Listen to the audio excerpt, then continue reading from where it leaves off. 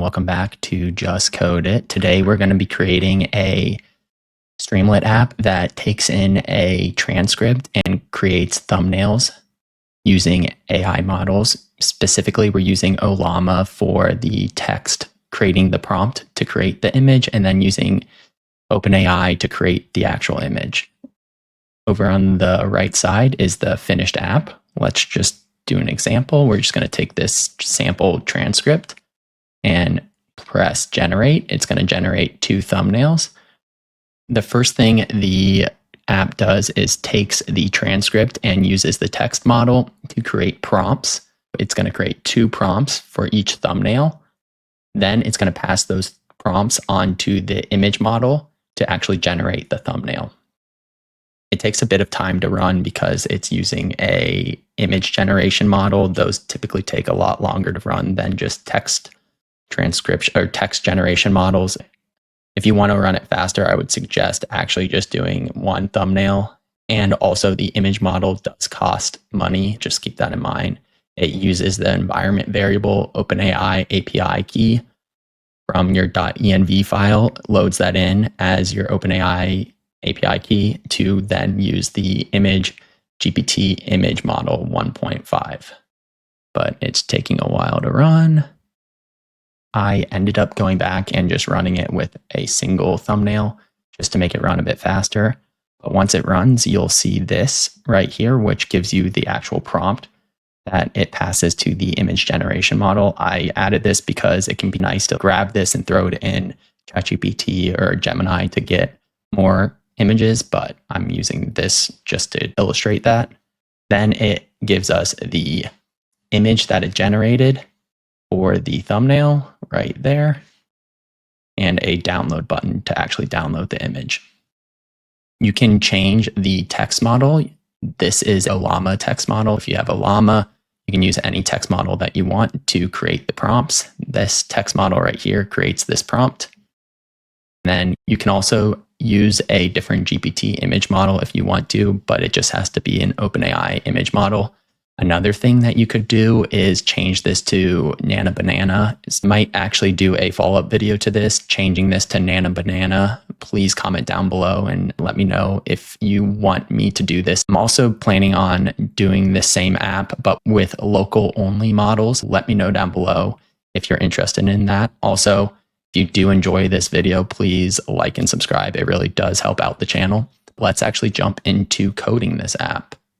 To start out with this app, we're actually going to scroll all the way to the bottom to this main method and paste in this, but this actually generates all of the UI components, and we want to do that first. We can actually see some of this important information. Move this over a bit, make this a bit smaller. We want to see more of the actual code. Zoom in a bit. What the main method does, it first sets up a page config and the title for the page, as well as this caption right below. Then it creates the sidebar with the input number, which is the input number for how many thumbnails to generate. You can set a value. I have the default value to 1 for this example, but you can set it to anything. And the max value is 6. Then you can do this text input, which grabs the text model from the environment variable if it's there. If it's not there, it's then going to grab. We're going to pass it in a default Ollama model, or if you have in your environment variables text model, it will grab that. Same for image model. It will use GPT image 1.5 as the default, or use a image model from your environment variables. Finally, we're just going to add some markdown. That is the sidebar. Then we're going to go to the transcript area. That's this text area right here. The height of 180 or 280, and then the placeholder is the placeholder within the text field. Moving down a bit more, we're going to look at the generate button. That's this button right here, and define it as the generate. If generate is clicked, we then build the graph, which we haven't created yet. Show a progress bar, which just shows a spinner. Then grab the graph and invoke it, which produces the outcomes, or this runs the whole graph that we created. Then after that, we just show another progress done. Moving down though, we have this subheader. Then we iterate over each image in the results. We grab the results, iterate over each image. Then within each image, we create an expander and write the prompt that's shown. After that, we then iterate over the images again and actually display the thumbnail. We're going to create 2 columns. If we had 2 set for the number of thumbnails, we'll see the images right by each other, but because there's only one, it just shows up as half the page. But we're going to iterate over each image, grab the image bytes, and display them using st_image, give it the image bytes, and then the caption width is going to be content, and the download button is going to go right under that, and that's the download button, where we're going to download the image bytes, and it's going to be saved as thumbnail index and then PNG, giving it the type PNG, and it's going to be stretch. Here you can see the button stretches across the whole column. That is it though for the main method. Now we can go back up to the top and start going through how to actually code up all the rest of this app. Now that we have the UI design, let's start out at the top where we do our transcript limit. This is just the total number of tokens or total length of the transcript that we're going to take in. If it's longer than this, we're just going to cut off the end. This is just to make sure if you have a really long transcript, you don't run out of context window. Then we're going to define a structured output schema for a single thumbnail concept. How we do this is we're going to first create these fields. Then we're going to define a class called thumbnail ideas, which inherits base from Pydantic. And what this does is it is a structured output schema for a single thumbnail concept where we have headline, the hook for the thumbnail, a description of the visualization, the style of the thumbnail, and then the full prompt for each thumbnail. Also add the description so the AI model knows what each one of these is. It uses this description to then generate the text for the headline. For instance, we use the description short overlay text 2 to 5 words as the prompt for what goes here in the LLM. We'll explain that more farther down in this code, but that's what the thumbnail idea class does. Then we have another class called thumbnail plan. What the thumbnail plan is a list of thumbnail ideas. Here we have a list of unique thumbnail concepts as the description, and it's a field. Moving further down, we have another class called app state. This is for LangGraph, where we're going to be using the app state. I forgot to mention this previously, but we're using LangChain and LangGraph as the agent framework. And as you probably know, LangGraph uses graph states in order to keep track of all the information going from node to node. This graph state is extremely important and it contains everything we need for our LangGraph graph. We have our transcript, our count, which is the number of thumbnails, then the ideas, which is the list of thumbnail concepts, and the images, which is the list of images that the AI model generates. Next up, we're going to do get text model, which returns a chat Ollama. If you want to use OpenAI's model, you can change this with chat OpenAI and then just switch up this a bit. But for now, we're just going to do chat Ollama. The model is going to be Gemini 4, which is actually a brand new model, and the 2 billion parameter one. The temperature is going to be high because we want it to be creative with the thumbnail prompts. Then the base URL is going to be an environment variable or localhost 11434, which is the default for Ollama. After creating the get text model, we're going to do the get image client, which is the OpenAI client for generating images. Then we're going to return the OpenAI and pass it the API key. That's it for that method.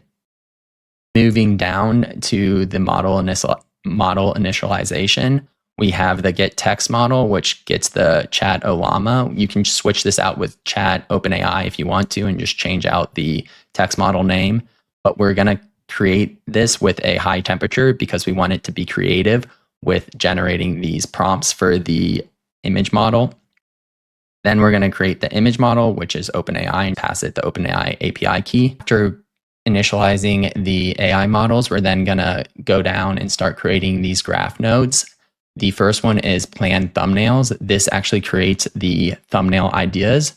What we're doing up here is we're going to create a planner and set it equal to get text model, which is the text model with structured output. We're going to create a structured output and pass it the thumbnail plan, which is that output schema that we created above, JSON output schema.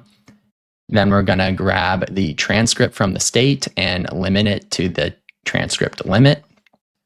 After that, we're going to define our prompt, which is just going to be some general prompt information for the how to create the thumbnail idea. Then we're going to pass it the transcript, and we're also going to pass it the state.count, the number of unique thumbnails it needs to generate. After that, we're going to do planner.invoke the prompt, which will generate results from the text model. After we get the results, we're going to iterate over it and grab all the ideas and pass them back and add them to the state where we're going to do the ideas set to ideas within the state graph. Moving down a bit more, we're going to create another graph node, which is render thumbnails. What this does is actually generates the thumbnail image given the plan. Here we're grabbing that image client, setting outputs equal to an empty list, used headlines equal to an empty list. And then what we're going to do is enumerate over the state ideas, which we defined up here. That's each one of those ideas. And if you remember, the ideas are those thumbnail plans. As we iterate over these ideas, we're going to do this note just to make sure that we don't reuse the headlines. And then we're going to create our image prompt. And this is the prompt where we're going to give it the headline, which is the idea visual and idea style, with the final one as the idea prompt. Then at the end, we're going to just tell it, don't use these previous headlines, and give it all the previous headlines. Finally, after we get done creating the image prompt, we're then going to do client, which is the image client, OpenAI. And then we're going to do images and generate, pass it in the model, which is this model right here. And then the image prompt, which is what we just created, pass it in the landscape or the size, then the image quality set to medium. Let's actually set this to low. I think that should probably be a setting because we want this to run fast. Let's set this to low, and then output format set to PNG. I hope low is actually a setting for that. Let's see. Quality low. Cool. Set it to low if you want it to run a bit faster. Then we're going to do outputs and append the outputs, which is going to be index, which is the index of what image it's on. It's going to start at 0, go to 1. I think it actually starts at 1. Index will start at 1, and then the headline will be the index headline and all this information, and it's appended to the outputs. After that, we then update the used headlines for the next image, and finally we return the images, which is the outputs. So we return the list of images, which kind of has all the information for the images. But what we really use within this is this data for the image. Next up, we're going to be creating our LangGraph graph. The graph is going to start out with a state graph like always and inherit from the app state, which is what we defined up at the top. Then we're going to add a node called plan, which is going to be the plan thumbnails, and add another node called render, which is going to be the render thumbnails, the two methods we just did. Then we're going to set an entry point, which is plan, starting at plan. Then we're going to add an edge from plan to render, and then render to end. Finally, we're going to compile that graph and return it. Moving down, we then hit the main method, which we went over previously. But like I said, it has all the other information. The only big one is we build this graph and then we invoke with all the other information. And let's test out to make sure this actually works. Let's copy that and paste it in here and then process it. Make this bigger like we did previously. Okay, look at that. It actually created a thumbnail, and then let's try actually creating two thumbnails. And let's increase this to 30,000. And then let's create two thumbnails and generate. Now it's going to create two prompts using the transcript.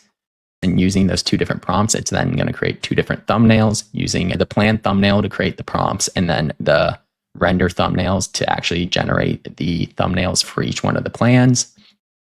It's going to take a while for it to run, but there it runs, and we have the image number 1. And you can click download, which downloads it. Let me know if you have any questions on how to create this app.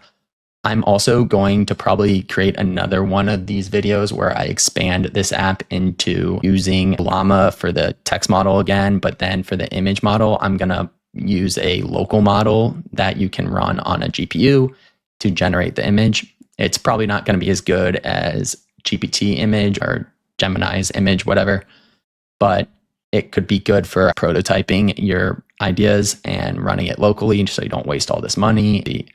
When you deploy it, you can switch it to GPT image or something like that. Let me know if you have any questions down below.